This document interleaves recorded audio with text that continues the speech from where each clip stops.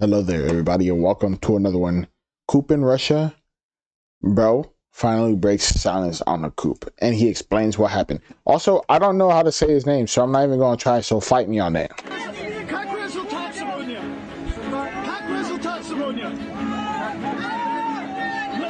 Bro said he wouldn't be next to a window. Bro is showing his face.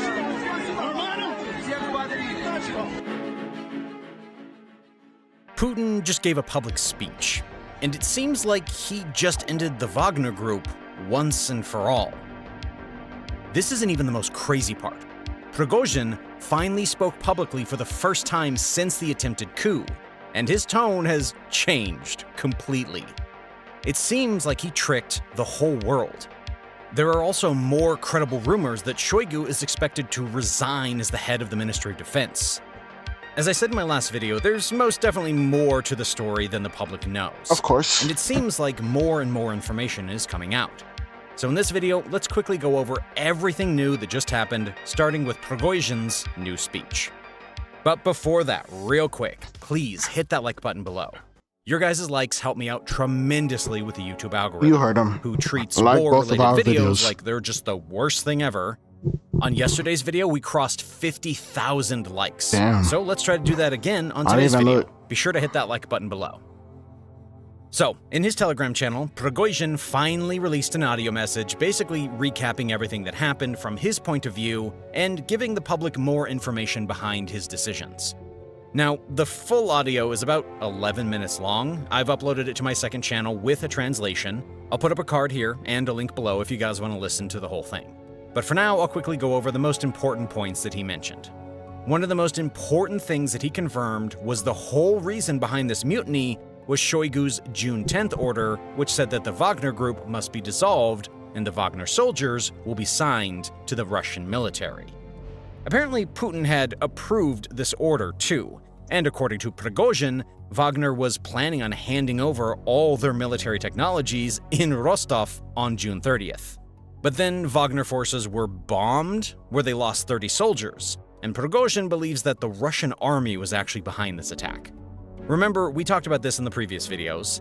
After this is when Prigozhin promised to march to Moscow and show Shoigu justice. Prigozhin confirmed that this attack was the trigger behind the march. The aim of the march was to prevent the destruction of Wagner. He wanted to hold those who made mistakes accountable during the special military operation. He reaffirms that the objective of the march was never about showing aggression.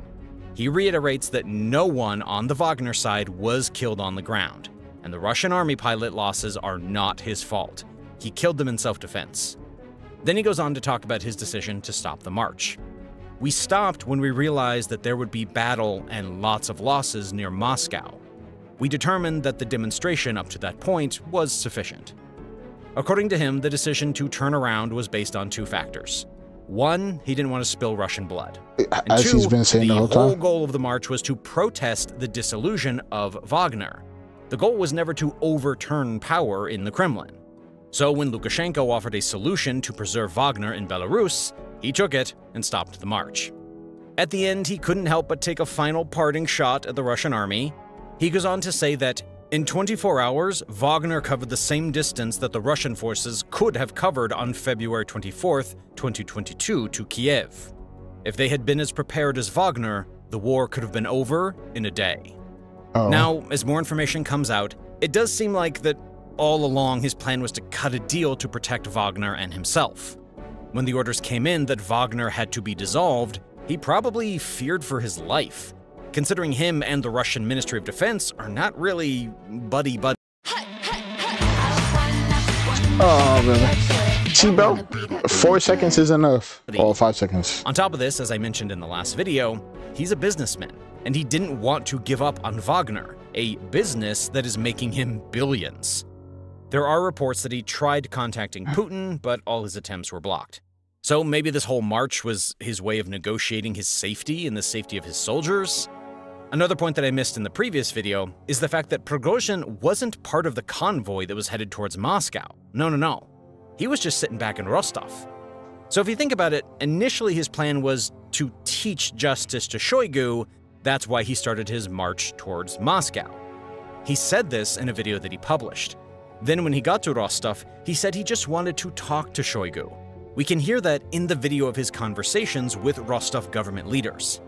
Now, how is he going to talk to Shoigu if he's not even going to Moscow? So maybe this whole time the march was his way of figuring out an exit plan? Also in yesterday's video, I did mention a UK security report that Putin had gotten Prigozhin's family, and that's why Prigozhin stopped the march. I was really hoping for more information on this front, but there's not really anything more on this other than the fact that Prigozhin's plane did make a stop in his hometown before going to Belarus. This doesn't really give any more info on whether his family was at risk or not.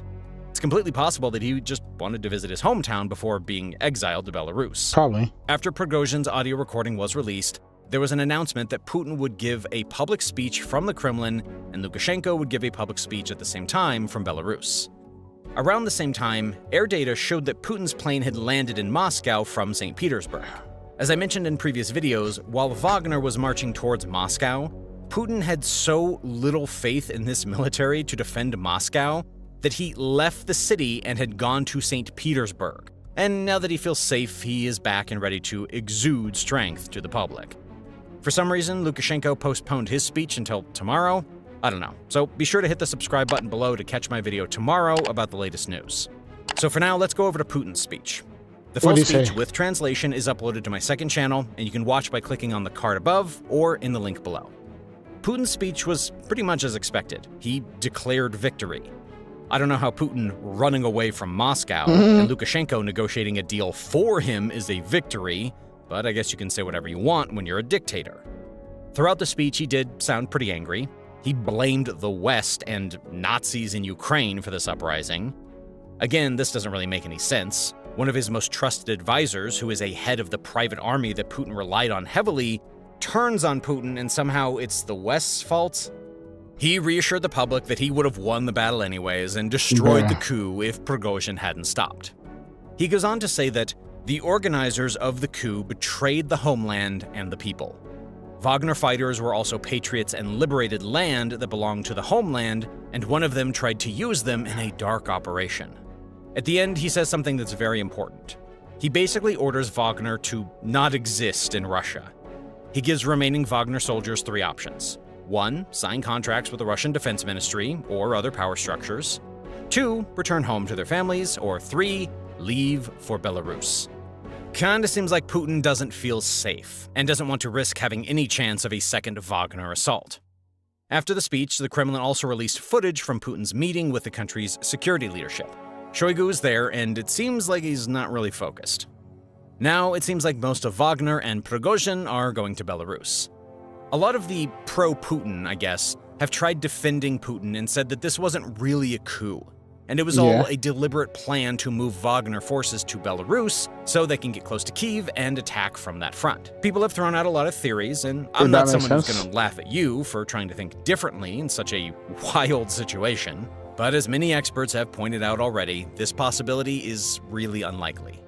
First and foremost, there is no chance of a surprise attack in today's day and age. That's true. We have satellites. We can easily see a military buildup of soldiers and equipment if Wagner is planning something like this.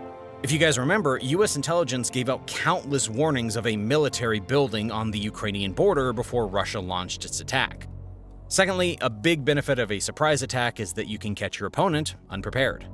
Kyiv is anything but unprepared. No matter which side Wagner attacks from, Kyiv is heavily fortified with soldiers and equipment. So yeah, this is pretty unlikely. And another thing that's very unlikely is you guys being able to keep up with all the geopolitical news without going crazy. Don't worry, I know how you feel. And that's why I launched a geopolitics newsletter called Global Recaps. Every day I send out an email directly to your inbox covering the most important world news in a quick and easy way.